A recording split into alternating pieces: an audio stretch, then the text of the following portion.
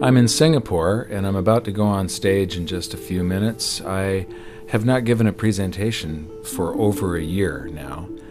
I was in a little fender bender a while back, and so I took a little bit of time off. There's this sense of urgency now. The global dollar standard was put in place by a series of accidental events that were very fortunate for the United States because it gave us an advantage over the rest of the world. But our politicians over the past decade or so have abused this privilege as though it was their birthright. And now the rest of the world are turning their backs on the US dollar standard. This is going to cause a financial calamity the likes of which we've never seen before, and it's going to be devastating for most people. I don't want this to happen, but the damage has already been done. So I'm going around trying to alert people and show them how they can protect themselves and turn this into a great opportunity for themselves. So there's always one result from what we are doing right now, expanding the currency supplies all over the planet. There's one result, and that is higher gold and silver prices. I love America, at least the America that the Founding Fathers created. And I'm hoping that people get interested in this so that they'll see that what made America great is the answer to our problems, to get back to free markets, free people, and sound money. Our own history proves that this is the road to maximum prosperity. We are entering a period of financial crisis that is the greatest the world has ever known. The wealth transfer that will take place during this decade is the greatest wealth transfer in history. Wealth is never destroyed, it is merely transferred, and that means that on the opposite side of every crisis there is an opportunity. The great news is that all you have to do to turn this crisis into your great opportunity is to educate yourself.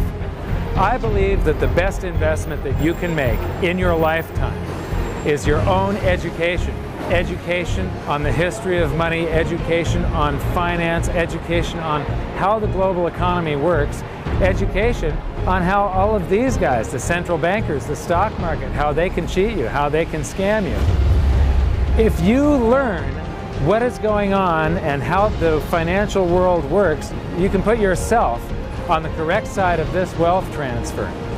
Winston Churchill once said that the further you look into the past, the further that you can see into the future. This program is all about creating your own crystal ball, being able to gaze into the future, being able to change this crisis, the greatest crisis in the history of mankind, into your great opportunity.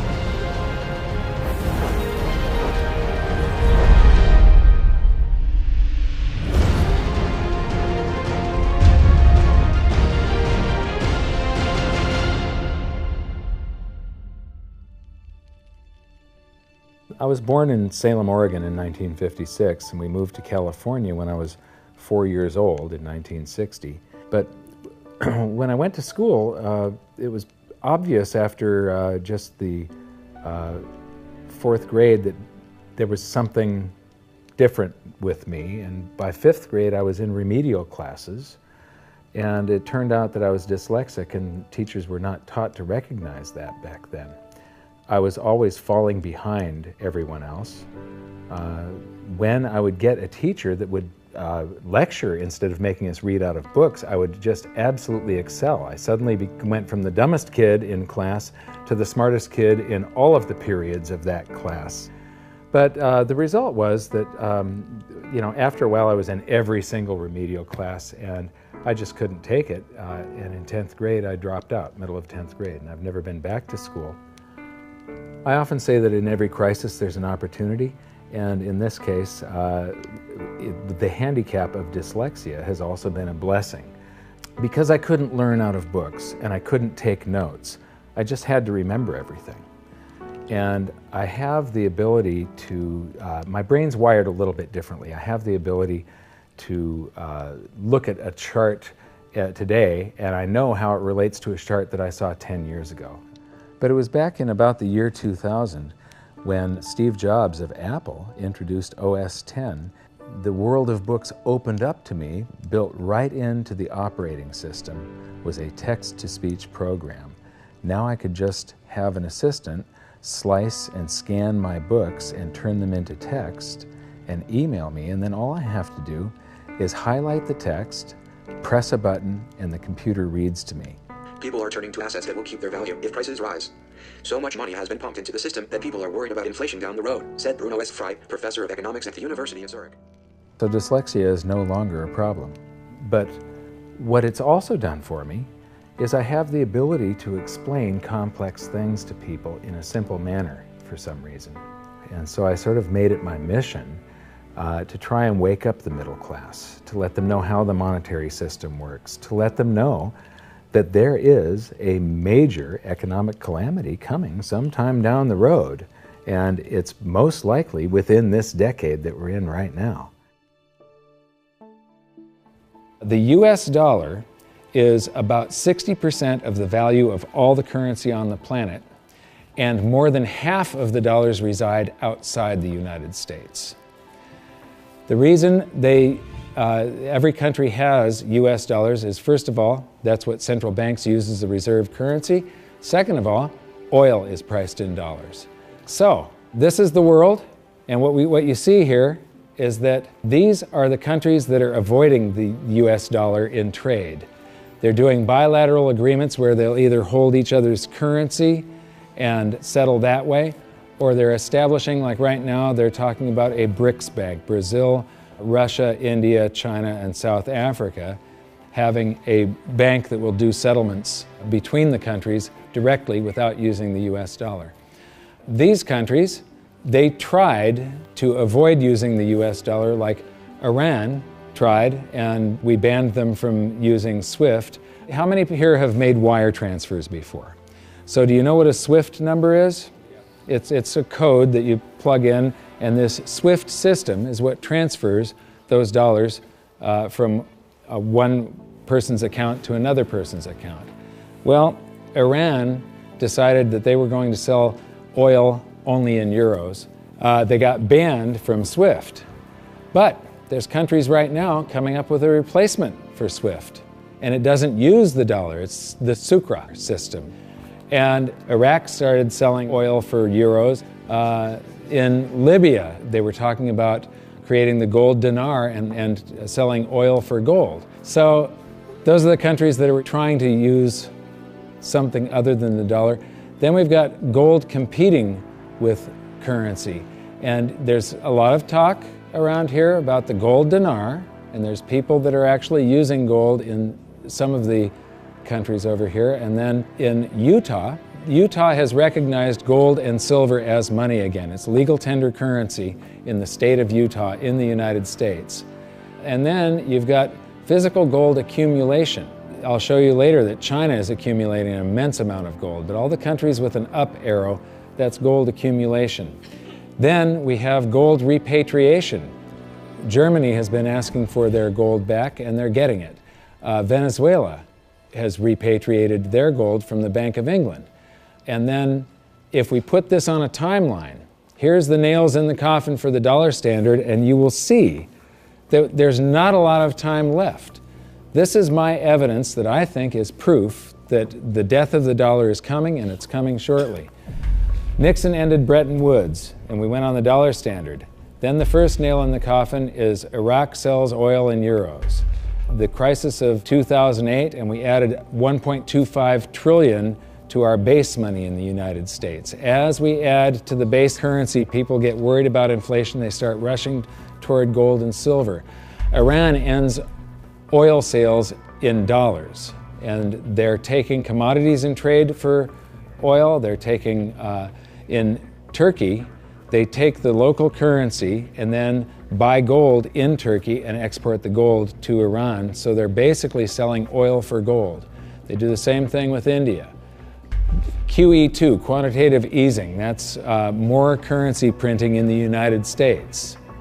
Libya, China and Russia bypassed the dollar. They did a bilateral trade agreement where they hold each other's currency, and they do direct debt settlement without having to wire transfer US dollars.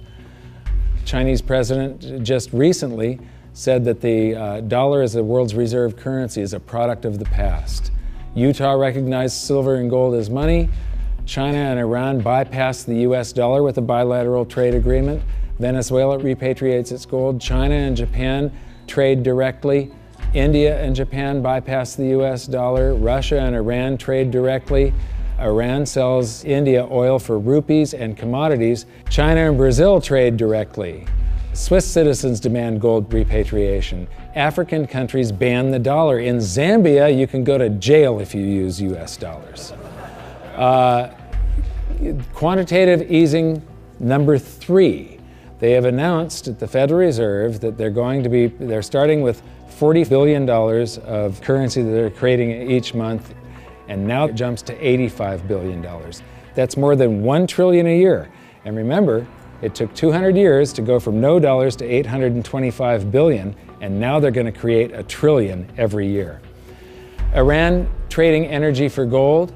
Singapore removes tax on money. Germany repatriates 150 tons of gold from the New York Fed. The citizens of Netherlands demand gold repatriation. Ecuador repatriates part of its gold reserves. Austrian citizens demanding gold repatriation. China acknowledges fundamental market shortage of gold. And now, the Fed is increasing the rate of printing. I said from 40 to 85 billion every month, just over $1 trillion per year. So those are the nails in the coffin for the dollar standard. And if you noticed, they're all speeding up and they're all happening right now. You don't have a whole lot of time. And if you wait too long, then the opportunity is gone. It's going to fail. Why is the dollar sacrosanct? Why is it not going to happen to the US dollar? Well, it will. People think, oh no, it's high technology, or we have computers now, or the internet. And these are ridiculous arguments. The truth is, all fiat currencies have failed, and there's no reason why this one won't. What worries me again so much is that it's a global situation. And so it's going to cause problems on a global basis. And it's a trust breaking down. And you're already seeing the trust breaking down, as I said earlier, because you're seeing different countries exchange directly with each other's currencies, circumventing the dollar. You're seeing that in oil. You're going to see it more and more, and people are just going to opt out of the dollar. And you'll probably get to a point before the whole thing collapses entirely where the dollar is more or less used internally in the United States and externally is not used as much, because there'll be a lot of agreements made between nation states outside of the United States that will want to use each other's currency and not the dollar. This isn't going to be pretty when it happens. I am not an end of worlder or a doomsday guy. All you can do is play the hand that you are dealt.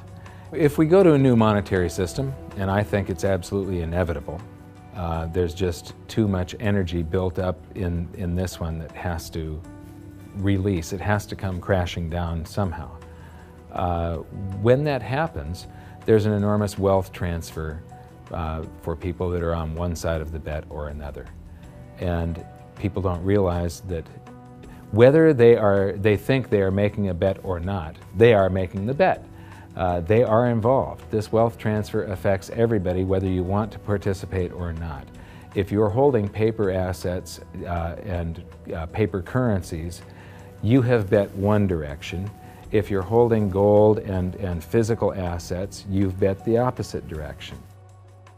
So these are changes in Chinese holdings. They are accumulating gold, they are getting rid of US Treasury bonds. This is gold held in China. The green line is the cumulative gold, that's on this side, this scale. So it's gone from about 700 tons to almost 6,000 tons just since the year 2000.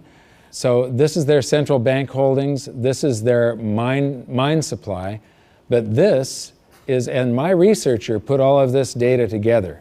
You're the first people to see this. This is the amount of gold flowing through the Hong Kong exchange that goes into China. And the past couple of years here, they have ramped up their buying. They know that the dollar standard is coming to an end, and they are protecting themselves, and you're probably going to see gold-backed renminbi someday, the yuan. So this is an interesting chart. Changing global influence. So this is the correlation to this basket of currencies. This basket of currencies, if you add them all up, they're trading up or they're trading down. And this was pre-crisis, so it's before 2008. So this is from the International Monetary Fund, it's their data. So from 2005 to 2008, this is the correlation of, if that basket of currencies was trading up, the dollar was probably doing about the same thing is what it's saying. The Chinese renminbi, a little less so. And then this is today.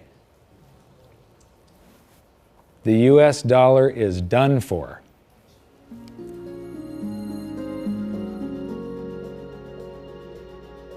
I don't think there's any question we're heading for a new monetary system. The question is, what will it consist of?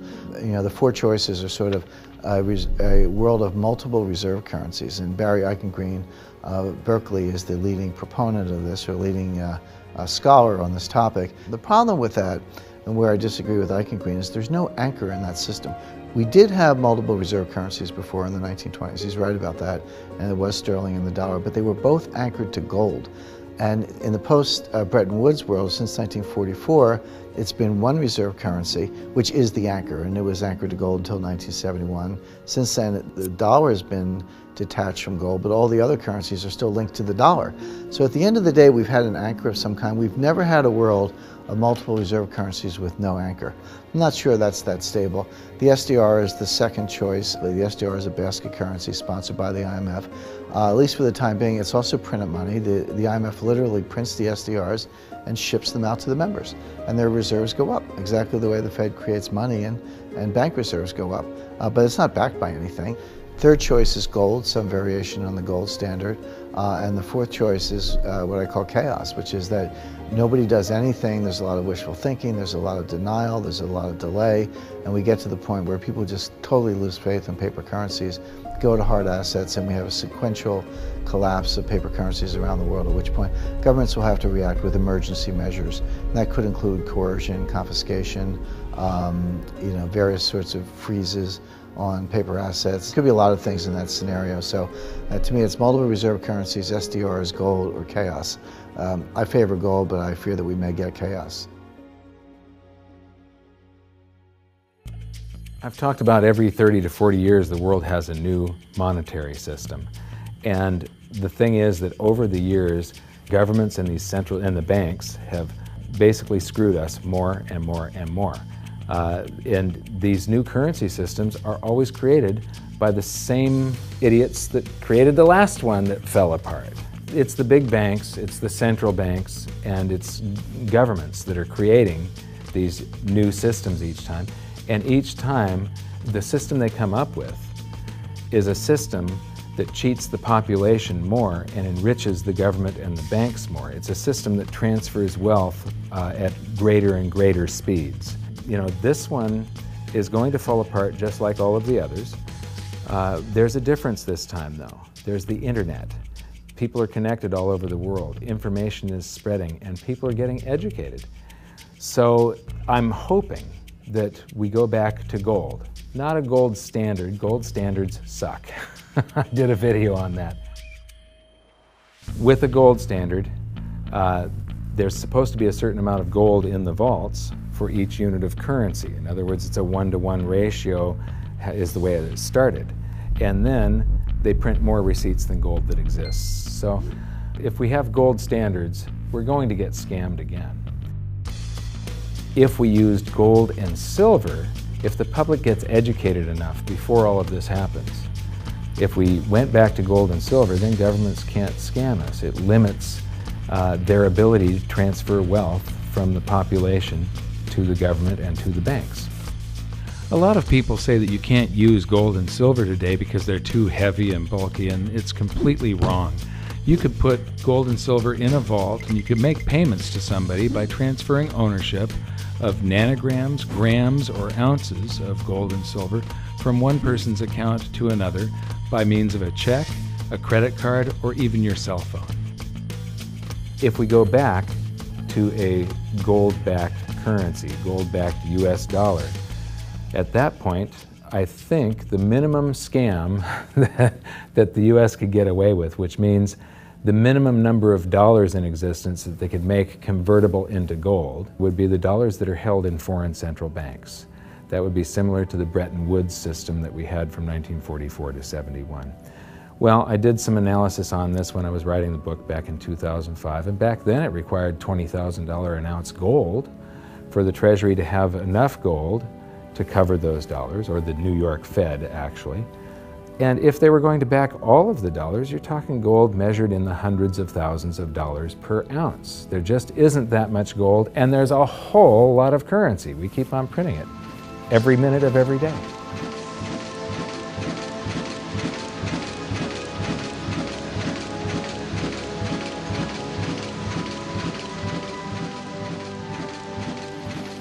This is gold and how it accounts for a currency supply. This is our base money in the United States, which was gold back here from 1900 until the Federal Reserve. The amount of currency in circulation in gold were the same. And then we established the Federal Reserve and we inflated for World War I, and we had more currency in circulation than we had gold to back it. There were some bank runs in the 30s. Then Roosevelt unpegged the dollar from gold, and gold's value rose from $20 an ounce to $35 an ounce, and when it did, the value of the gold held at the U.S. Treasury rose to meet the value of all the currency that was printed in the meantime. Here's the same chart again, but now I'm taking it out to 1971, and what you see is these gold inflows during World War I. During World War II, it's another 117% gold increase. This is what made the United States a superpower. It's all financial.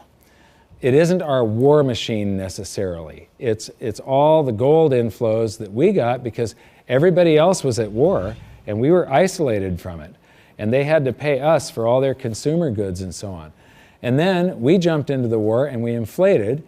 And then in about 1959, countries started figuring out that we didn't have all the gold. You know, we were printing more dollars than gold that we had to back it.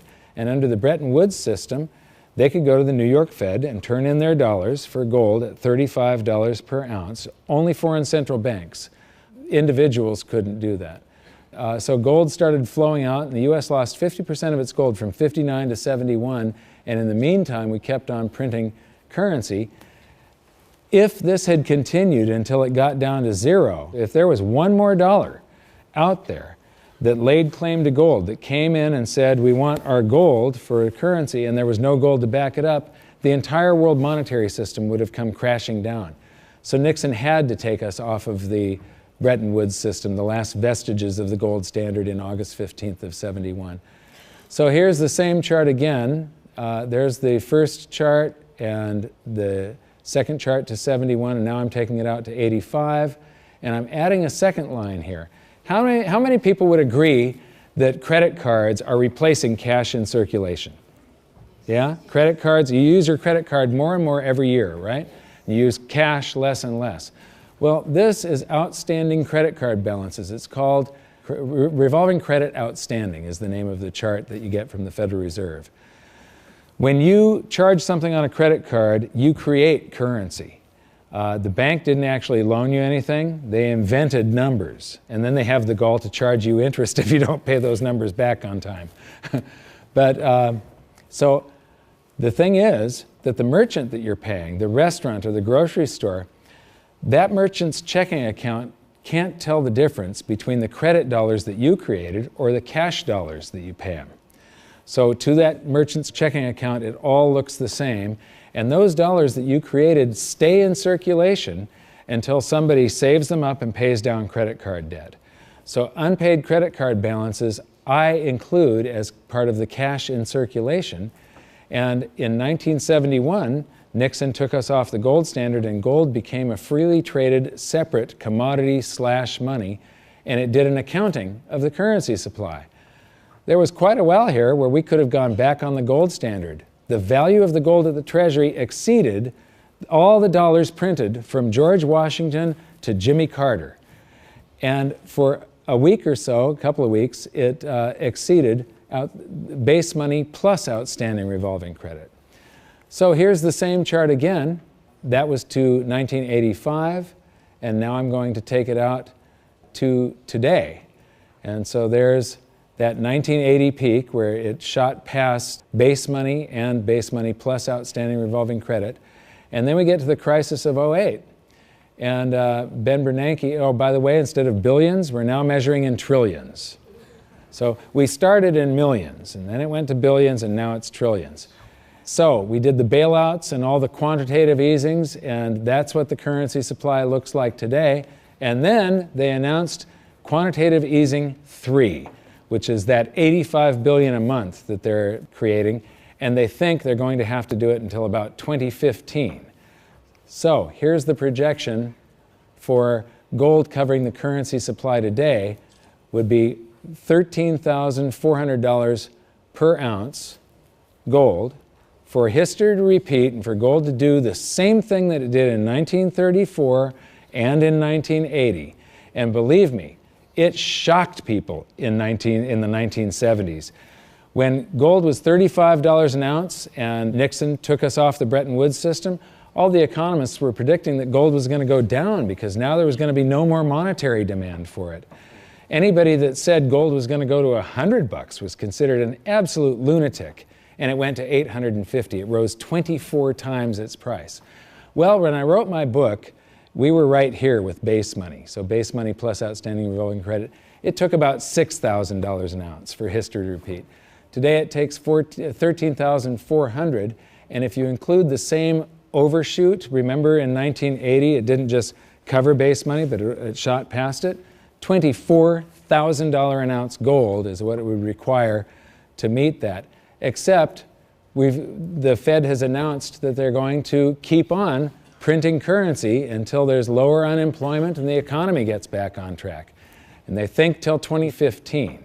So the projected price, according to the Fed and history repeating, if the Fed does this and then history repeats and gold, the public gets afraid of what the Federal Reserve is doing, and they rush toward gold and silver to protect their purchasing power, gold would have to rise from there to way up here, and that is $26,000 per ounce gold to cover. If it does the same overshoot, we're talking about $47,000 an ounce gold.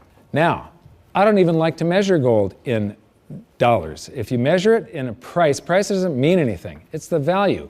How much can you buy with the proceeds? If we have deflation and some of this currency evaporates, because it's all just numbers that they type into a computer these days, if we have deflation, maybe gold peaks at $3,000 an ounce and the currency supply collapses to way down here somewhere, and the Dow is at 1,500. That means gold will still be double the Dow. You're still going to get 14 times more paper assets one day than you can buy today with them, and it's probably only a couple of years left that this is going to take, as you saw by how the nails in the coffin of the dollar standard, how they're speeding up. If we have big inflation and the Dow goes to 30,000, maybe gold will be 60,000 an ounce. And if we have hyperinflation, the Dow would be 30 trillion and gold would be 60 trillion. It doesn't matter. In any case, gold would buy you 14 times more paper assets than it does today. So these are the global assets. Here's the bond market. Here's the stock market. This is the value of real estate on the planet. And these are bank deposits, and there's gold. Now, that little slice of the pie is going to get a lot bigger in just the next few years, and it's not going to do it by a whole bunch more gold just appearing. It's going to do it by the price of other assets going down, or at least their value going down, and the value of gold going up. So the price of gold will change. That piece of the pie is going to grow. It was a lot bigger back in 1980 when gold was at $850. It's going to get a lot bigger today again, but today, as you've seen, it requires far, far higher prices. So, the death of the dollar standard. How many people here believe that I'm sort of predicting what's going on in the future here? You can see that there's a new world monetary system coming. It happens every 30 to 40 years, except this time, instead of a baby step off of gold, we've got to go from nothing back to something. It's going to be a worldwide convulsion, the scale of which has never been seen before. At the end of the day, the fundamental driver of gold, it's not so much that gold's in a bull market, it's more the dollar's in a bear market. And people say, well, how high can gold go? And my answer is, well, how low can the dollar go? The answer is the dollar can go to zero. If you divide any number by zero, the answer is infinity. So gold can go to infinity if the dollar goes to zero. Now, in the real world, something else will happen. It's not that gold becomes worth infinite number of dollars. It's more the case that the dollar just falls off the stage. The dollar gets the hook, so to speak, and you'll count gold in dollars to 5,000 to 10,000 at some point, but there will come a time when you won't count gold in dollars anymore because dollars won't count. People won't want dollars. There is so much opportunity in crisis, it is absolutely extraordinary. That's just not me saying that, that's just history. You read any amount of history, and I don't mean last week, I mean real history. You know, in times of crisis, it's when huge fortunes were made. In times of crisis, it's when human beings create and develop newest technologies and newest science and new medicines. In times of crisis, there's so much opportunity as long as you can remain calm, get educated, be resourceful. The challenge for most people is that in crisis, they go into crisis mode, which means they go into scarcity, they go into lack, they go into blame, and none of those emotions are resourceful for helping you solve whatever challenge is in front of you.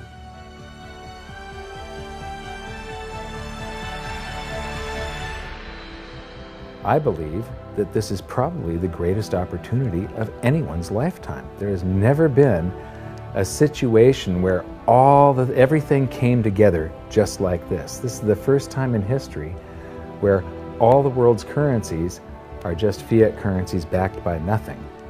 And if what I think is going to happen happens, this is the greatest wealth transfer in history. It's the greatest opportunity, and it'll never happen in our lifetimes again. So now we've learned the following hidden secrets of money. There is a global loss of confidence in the US dollar that is accelerating rapidly. The change to a new monetary system is inevitable and will most likely be chaotic. Gold standards do not work over long periods of time, but gold itself does. The public contributes to the massive amounts of currency creation by using credit cards and signing loans. Gold has already accounted for the expansion of US dollars twice in the last century and may likely do so again. So that's it for this episode. I thank you for watching, and I hope you enjoyed it. I know I threw around a bunch of astronomical prices for gold someday in the future, but it isn't the price measured in dollars, it's how much is its value, what is it worth, how much stuff can it purchase. The price measured in dollars, or any currency for that matter, is just a bunch of numbers, and it really doesn't mean anything. There are numbers that are created by the world's central banks, by the commercial bank system, and we're forced to transact in these currencies. But in our next episode, we're going to clear away the smoke screen of national currencies and show you how the world monetary system really works and how all national currencies have to continue losing value. It is not possible for them to maintain purchasing power over any reasonable period of time. As for the golden nails in the dollar's coffin, it's only been a short while since we filmed the presentation in Singapore, and already there are more of them. So for an update, visit hiddensecretsofmoney.com, and in your free information toolkit, there's an exclusive presentation on the latest developments of the golden nails in the dollar's coffin. Now, I know this episode was kind of serious and it might have you upset right now, but believe me, it's not all doom and gloom. As I've said many, many times before, there are these brief moments in history where the safest asset class, the safe haven investment for the last 5,000 years, also becomes the asset class that has the greatest potential gains in purchasing power, and I have bet my life on it. First, I became an investor back in 2002, and then I started telling everybody about it. I started warning them what was going to happen with the world economy and how to protect themselves, and I made it my mission to educate as many as I could. So in 2005, I wrote my book, and then I gave people a means to protect themselves and opened up goldsilver.com. I believe that my team and I have created the world's best precious metals dealership, because we don't just sell gold and silver, we are gold and silver investors. And what we want to do is help you understand how to get through what is coming, to protect yourself, and to turn all of these bad things around to your benefit. So if you decide that precious metals are for you, please visit goldsilver.com. We'd love the opportunity to become your dealer because we feel that we are more than a dealer. We're a partner with you, and we're on the same side of the fence as you. So thank you very much. Good luck. We'll see you at the exclusive presentation at hiddensecretsofmoney.com. Thanks. you think this is a man in the lifeboat situation? Let me ask you this. If you knew the Titanic was going to sink and you were on the Titanic, you know there's going to be a lifeboat situation coming up soon. Would you like lifeboats available? That's right. Would you like to get in the lifeboat early, get a nice seat, maybe close to the water, maybe close to the food supply, right there in the middle, nice and comfy? Or you want to be one of the last ones on the boat and you're jockeying for position, have to throw a kid out to make room for you? Yeah, so lifeboat situation depends how you like your accommodations on the lifeboat is whether you should be winking your way towards it right now. And I will be edging my way towards it right now. Mike Maloney's Hidden Secrets of Money is made possible by the clients of goldsilver.com. Your continued loyalty and support allows us to educate the public on how to both protect themselves and benefit in the turbulent times ahead. To all goldsilver.com customers, thank you. Hidden Secrets of Money would not be possible without you.